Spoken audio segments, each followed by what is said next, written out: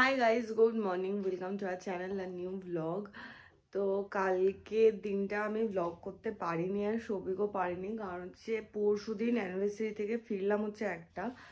তো তারপরে আমার এত বমি আর এত পেট খারাপ হয়েছিল যে কালকে সারাটা দিন লিটারেলি আমার যা তা কেটেছে, মানে আমি বিছানা থেকে উঠতেই পারিনি।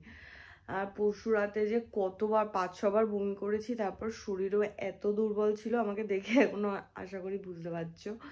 তো যাই হোক, ওই নিয়ে কালকে দিনটা খুবই চাপে ছিলাম, কারণ যেহেতু আজকে আমাদের বেরিয়ে যাওয়া ফ্লাইট। তো কালকে মোটামুটি রেস্ট নিয়েছি, ওষুধপত্র খেয়েছি আর প্রচণ্ডই লাইট খাবার খেয়েছি, মানে জলমুড়ি টাইপের খাবার দাবার খেয়েছি।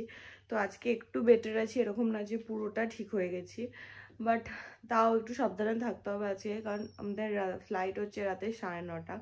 তো যাই হোক, সৌভিক অফিসে গেছে আর আমি দিনটা শুরু করছি ফাইনালি।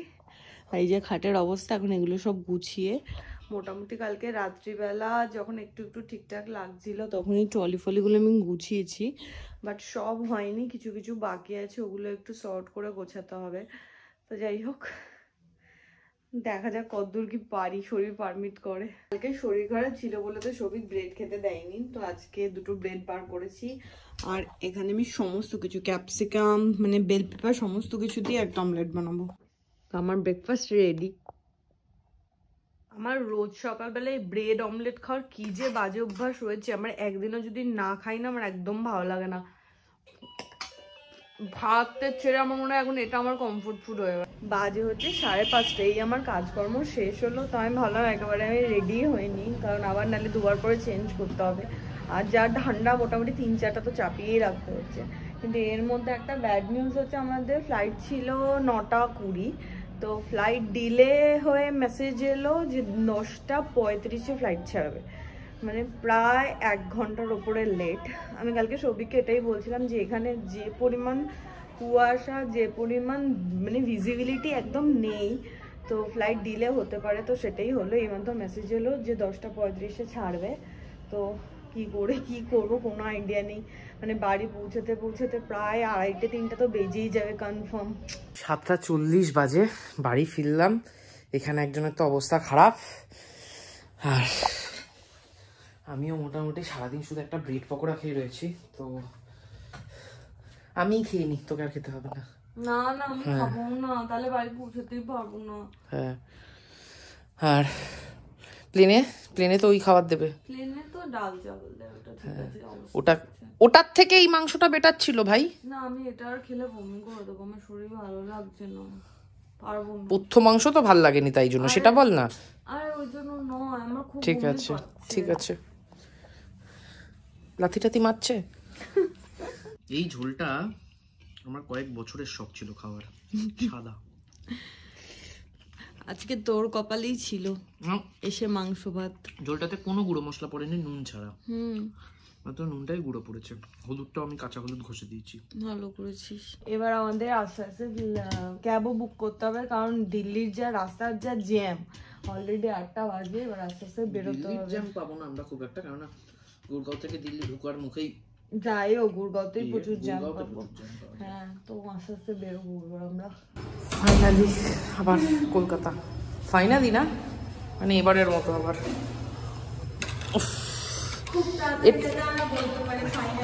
ফাইনালি যে আর আসতে হবে না, যে এই চাবিটা যে দিয়ে আমি পকেটে ভরে নিচ্ছি বা ব্যাগে ভরে নিচ্ছি, এটা যাতে করতে না হয়। ব্যাস, এখানে আরেকজন হুমড়ি খেয়ে পড়ছিল। গাড়ি এসে গেছে। বাহুবলী ডেফিনেশন তোকে দেখেই এসেছিল। আরবি ওকে। যখনই আমরা ফিরি কোনোবার এরকম হয় না যে ইজিলি ক্যাব পাওয়া যায়, ক্যাব পেতে গিয়ে দুম বেরিয়ে যায়। মানে এখন সৌভিক গেছে ওদিকে ক্যাব খুঁজতে, ওইখান থেকে নাকি আসতেই পারছে না। আমরা এখন যাচ্ছি এয়ারপোর্টের দিকে। কাকা হেভি ওস্তাদ ড্রাইভার, পুরো রাস্তা ম্যাপ হাতে নিয়ে চালাবে। বাড়ি থেকে বেরিয়েছিলাম 8টা, এখন বাজে 9:30, প্রায় 1.5 ঘন্টা ধরে আমরা এয়ারপোর্ট ঢুকলাম। কি জ্যাম রাস্তা। আমাদের বলেছে যে আমাদের ফ্লাইট মিস হয়ে যাওয়ার প্রবল সম্ভাবনা আছে। আমরা নিশ্চিন্তে দাঁড়িয়ে আছি। 9:50-তে বোর্ডিং, অলরেডি 9:45 দৌড়ো সৌভিক দৌড়ো। 10:05 সবাই ভয় দেখাচ্ছে যে আজকে আমরা লেট হয়ে গেছি প্রচুর। ঘন্টার মাথা। হ্যাঁ সেই এখনো বোর্ডিং এ শুরু হয়নি, গিয়ে দেখ সামনে দাঁড়িয়ে থাকতে হবে গ্যারেন্টি। 10:35 তো ছাড়ার কথা ছিল, 10:18 বাজে। ঠিক আছে, আমাদেরকে দৌড় করিয়ে এনেছে পূজা, আমাদেরকে না আমাকে পার্টিকুলারলি, সবাইকে থোড়ি দৌড় করিয়েছে, আমাকে দৌড় করিয়ে নিয়ে এসছে। প্লেন এখনো 4 মিনিট বাকি ল্যান্ড করতে, ল্যান্ড করবে, ইয়েটা দেবে, দরজা খুলবে, সবাই নামবে, ক্লিনিং হবে, তারপর আমরা উঠবো। আমরা এখনো যদি এসে পৌঁছাতাম আমরা চলে আসতাম। ঠিক আছে তুই গিয়ে খেয়ে আয় যা খাবার। এখানে একজনের ওয়াশরুম আপ ডাউন আর থামছে না, আজকে গোটা এয়ারপোর্ট ভাসিয়ে দিয়ে যাবে। এরকম বলিস না, আমার একটু দুর্বল শরীরটা। হ্যাঁ, আর আমার খিদে পেয়ে গেছিল। এই নে সসগুলো তুলে রেখে দে, সসগুলো তুলে রেখে দে, তুই বাড়ি নিয়ে যাবি। একটা খা। না না সবকটাই নিয়ে নে, আমি সিঙ্গারা দিয়েও সস খাবো না, প্যাটিস দিয়েও। না না প্যাটিস আরে নিয়ে যা। খাবো আমি একটু। হ্যাঁ এমনি তো হেগে লাল করছিস, আর কি খেয়েই হাগ। আমি একটু বাথরুম থেকে এটা নিয়ে নে, সসটা রেখে দে। তারপর আমার সস লাগবে না সস খাবি না, সস খেলে এমনি হাগাটা লাল হাগা হবে। ইয়া শান্তি করে কি খাবো। এখানে মোটামুটি কেজরা শুরু হয়ে গেছে ফ্লাইট ডিলে নিয়ে। 9:30টার ফ্লাইট, মেসেজ করে বলেছিল 10:30 হবে, 11টা বেজে গেছে। সবে প্যাসেঞ্জার নামলো এতক্ষণে। বাড়ি পৌঁছাবো আজকে? মানে আমি যখন উকিয়ে দিলাম তখনও প্যাসেঞ্জার নামছে। আজকে যে কলকাতা যেতে পারছি এই অনেক, 12টার আগে যে ফ্লাইট ছাড়ছে, না না 12টার আগে যে ডিপার্চার হচ্ছে এই অনেক। Ladies and gentlemen, we are pleased to welcome aboard Vistara. Launch of Vistara and Singapore Airlines Vistara members on board today. आप नीचे आ जाएंगे। এখন 11:45 চলছে। ऑक्सीजन का प्रवाह बारी शुरू ढुको करने दुटो। के लिए यह आवश्यक है कि आप इसे अपनी ओर खींचे और नाक मुंह এবারের মতো লাস্ট এইরকম বিরিয়ানি খেয়ে নে, কাল থেকে আবার নর্মাল বিরিয়ানি খাবি। আজকে দিয়েছে চিকেন বিরিয়ানি, ডাল মাখনি। চিকেন বিরিয়ানির সাথে ডাল মাখনি কেন, কি খায়? যাই হোক ঠিকই আছে, শাক দিয়ে রুটি খাবি, ডাল দিয়ে বিরিয়ানি খাবি। আর এখানে এটা একটা কিছু কেক টাইপের।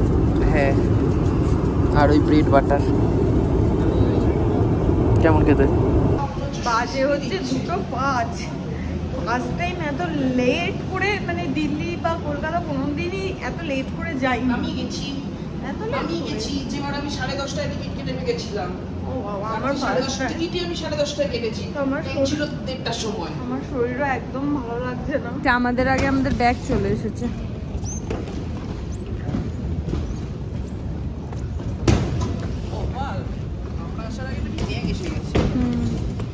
আর একটা ছোট ব্যাগ বাকি আছে। না আর একটা আছে, ওটা একটা বক্সে আসবে দেখবি। ফাইনালি সব পাওয়া গেছে। কলকাতাও ঠান্ডা তো আছে কিন্তু দিল্লির থেকে কম। ওই ঠান্ডাটা খুব কিউট লাগছে, ওই মানে গায়ে চিরবির চিরবির করছে না, ভীষণ কিউট, হাউ সুইট। আমি টুপি খুলতে পারছি, আমার কানে গরম লাগছে না। 2:30 বাজে, সবে আমরা ক্যাব নিলাম, বাড়ি ঢুকতে ঢুকতে 3:10-15 তো বাজবেই। আর শরীরও একদমই চলছে না, আমার পিঠ ব্যথা করছে। লাস্টে নামার কিছুক্ষণ আগে এত টার্বুলেন্স ছিল, কতক্ষণে কি বিছানায় পড়বো। দেখে আজকে বিছানাটা খুব দরকার।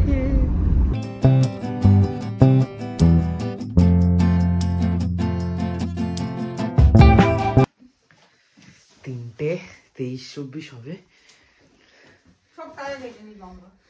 আচ্ছা, ওই ট্যাক্সিতে পেমেন্টের সময় কিছু একটা গন্ডগোল হয়েছে, 2বার করে পেমেন্ট করতে হয়েছে। কিন্তু মজার ব্যাপারটা হচ্ছে ট্যাক্সি ড্রাইভারের অ্যাকাউন্টে একটাও ঢুকেনি, আমাদের অ্যাকাউন্ট থেকে দুটোই কেটে নিয়েছে। আর সেটা নিয়ে পূজা টেন্সড। তো ব্যাস, কি হয়েছে? সাবাস। এই দুটো ফ্রিজে রেখে দিয়ে হবে। হ্যাঁ, পূজা এখন এইসব করছে, এইসব করতে ব্যস্ত। আমাকে বললো বাথরুমে যাবে। ভালো লাগছে না। আচ্ছা, বাথরুম থেকে বেরিয়ে এটা করবি না? টোটাল টাইমটা তো একই লাগছে, তুই বেরোলে তো আমি বাথরুমে যেতে পারি। তুই তো বলি যাবি না। তোর আগে যাব না, তারপরে তো আমি যাব। যাই হোক, আজকে কেন জানি না আমার পিঠটায় প্রচন্ড টান লেগে আছে, মানে রীতিমতো ডান সাইডে কাঁধের নিচটায় ব্যথা করছে। যাই হোক, লাস্টের দিকে এত টার্বুলেন্স ছিল, আজকে প্রচন্ড টায়ার্ড। পূজার শরীরের অবস্থা খুব একটা ভালো না, গোটা প্লেনে নেতিয়ে পড়েছিল। কালকে দেখা যাবে কি অবস্থা থাকে, এখন আবার বাথরুম করে আসুক, আর কালকে একবারে দেখা করব তোমাদের সাথে আবার। আজকের মতো এখানে শেষ করছি, টাটা, গুড নাইট। অনেকের জন্য গুড মর্নিং হতে চললো।